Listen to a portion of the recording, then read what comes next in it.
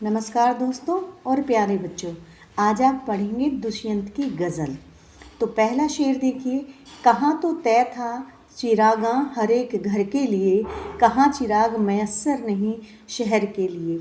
यहाँ पर कवि ने उन नेताओं पर व्यंग्य किया है जो जनता को रंग बिरंगे लोक लुभावने सपने दिखाते हैं, मगर सत्ता में आते ही जनता से किए वादों को भूल जाते हैं। तो पंक्ति में कहा गया है, कहाँ तो यह तय था कि चिराग हर घर तक जलेगा, यानी जो सुविधाएं हैं वो हर घर तक पहुंचेगी, ये उन्होंने वादा किया था। लेकिन वो खुशियाँ, वो सुविधाएं मैसर नहीं शहर के लिए, शहर तक भी नहीं पहुंच पाई है, घर तक तो तब पहुंच पाएगी। अब बढ़ते हैं अगले शेर की तरफ। यहाँ दरख्तों के साए में भी धूप लगती है, चलो यहाँ से चले उम्र भर के लिए। कवि पलायन करने की बात करता है, शायर पलायन करने की बात करता है और वो क्या कहते हैं। दरख्तों का अर्थ होता है पेड़। जिन पेड़ों को हमने सोचा था कि उनकी छाया में हमें शीतलता मिलेगी, धूप नहीं लगेगी, ठंडक मिलेगी, आज उन्हीं के नीचे हमें इतनी गर्मी लग रही है, इतना सताया जा रहा है। इसलिए मैं इन दरख्तों को, इन जगहों को छोड़कर जाना चाहता हूँ। अर्थात जिन राजनेताओं से हमने लोक कल्याण की, सुरक्षा की, विकास की उम्मीदें रखी थी, आज वही हमारा शोषण कर रहे हैं। तो ऐसी जगह पर रहने का मन नहीं करता, यहाँ से दूर जाने का मन करता है और कभी लौट कर दोबारा आने के लिए भी मन नहीं करता। कह रहे हैं ना, उम्र भर के लिए, कि मैं कभी वापस ना आऊँ। अगली पंक्तियों में कवि कहते हैं कि ना हो कमीज़ तो पाँव से पेट ढक लेते हैं, ये लोग कितने मुनासिब हैं इस सफ़र के लिए। तो यहाँ पर जो कवि हैं हमारे, वो उन लोगों पर व्यंग्य करते हैं जो हर परिस्थिति में जीने के आदी हो जाते हैं। चाहे उन पर कोई भी कितना भी जुल्म अत्याचार कर रहा हो, वो आवाज़ नहीं उठाते, उन्हें कोई फ़र्क नहीं पड़ता, वो अभाव में जीते ही रहते हैं।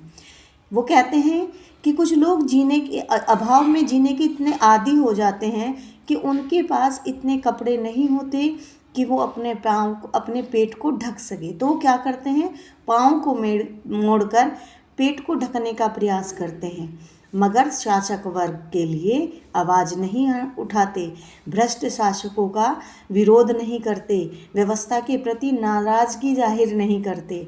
तो ऐसे व्यक्तियों पर व्यंग्य किया है यहाँ पर हमारे शायर, हमारे कवि श्री दुष्यंत जी ने। अगले शेर में देखिए। खुदा नहीं ना सही आदमी का ख्वाब सही, कोई हसीन नज़ारा तो है नज़र के लिए। बड़ी अच्छी बात कही है इन्होंने। कहा है खुदा नहीं आ सकता, ईश्वर सबकी इच्छाएं पूरी करने नहीं आ सकता ना सही, लेकिन आदमी का ख्वाब सही। लेकिन आदमी सपने तो देखता है, अच्छा जीवन जीने के, अच्छी घर के, अच्छे पैसों के, अच्छी तरह के अच्छे सपने देखता है। तो वो कह रहे हैं कोई हसीन नज़ारा तो है नज़र के लिए। कोई बात नहीं, हमारी इच्छाएं पूरी नहीं हो रही हैं, लेकिन मनचाहे सुंदर दृश्य तो हमें स्वप्न में देखने को मिल ही जाते हैं। अर्थात मनुष्य को स्वप्न देखने चाहिए, भले ही वो पूरे हो या ना हो। अगले शेर में देखिए कवि क्या कहना चाहते हैं। वे मुतमईन है कि पत्थर पिघल नहीं सकता, मैं बेकरार हूँ आवाज़ में असर के लिए। वे यानी शोषित वर्ग, जो राजनेता हैं, वो आश्वस्त हैं। मुतमईन का अर्थ होता है आश्वस्त। वो आश्वस्त हैं कि पत्थर पिघल नहीं सकता, अर्थात परिस्थितियाँ बदल नहीं सकती। जैसे पत्थर नहीं पिघल सकता, ऐसे जो परिस्थितियाँ उन्होंने देश में पैदा की हुई हैं वो बदल नहीं सकती। लेकिन कवि फिर भी बेकरार है, फिर भी इंतज़ार कर रहा है आवाज़ में असर के लिए कि परिस्थितियाँ बदलेगी, आम जनता आवाज़ उठाएगी और एक दिन परिवर्तन आएगा। अगले शेर में कवि कहता है, तेरा निज़ाम है सिल्दे जुबान शायर की, ये एहतियात ज़रूरी है इस बहर के लिए। लेखक शासन की भ्रष्ट नीतियों के खिलाफ लोगों में आवाज़ बुलंद करने के लिए नई नई शायरी लिखते हैं, कविताएं लिखते हैं, गद्य पाठ लिखते हैं। तो कवि कहते हैं कि हो सकता है मैं लोगों को जुबान देने की कोशिश करूं, उन्हें भड़काने की कोशिश करूं, ऐसी शायरी लिखूं, और जो सिस्टम है यानी जो राजनेता हैं वो क्या करेंगे, मेरी ज़ुबान को सीलने का प्रयास करेंगे, अर्थात मुझे चुप कराने की कोशिश करेंगे। ये एहतियात ज़रूरी भी है, और ये एहतियात ज़रूरी है शासन के लिए, वरना उनकी सत्ता नहीं चल पाएगी। इस बहर के लिए, बहर का अर्थ होता है छंद बनाना। देखिए, अगर शायरी लिखी जाती है या कविता लिखी जाती है, उसमें भी एहतियात बरता जाता है, तब अच्छी कविता लिखी जाती है। छंद लिखते समय कई बातों का ध्यान रखना पड़ता है। इसी प्रकार जो राजनेता हैं वो भी बहुत ध्यान रख रहे हैं ताकि शायरों की जुबान बंद करी जाए, इसलिए वो उनकी राज सत्ता चलती रहे।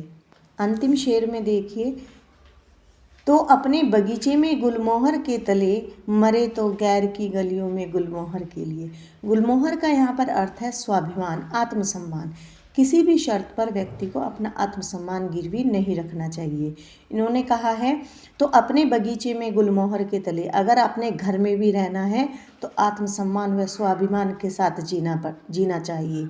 मरे तो गैर की गलियों में गुलमोहर के लिए, अगर घर से बाहर जाकर जान भी चली जाती है तो अपने स्वाभिमान को कभी नहीं छोड़ना चाहिए। अपने स्वाभिमान की रक्षा करते हुए घर हो या बाहर व्यक्ति को हमेशा आत्मसम्मान के साथ जीना चाहिए।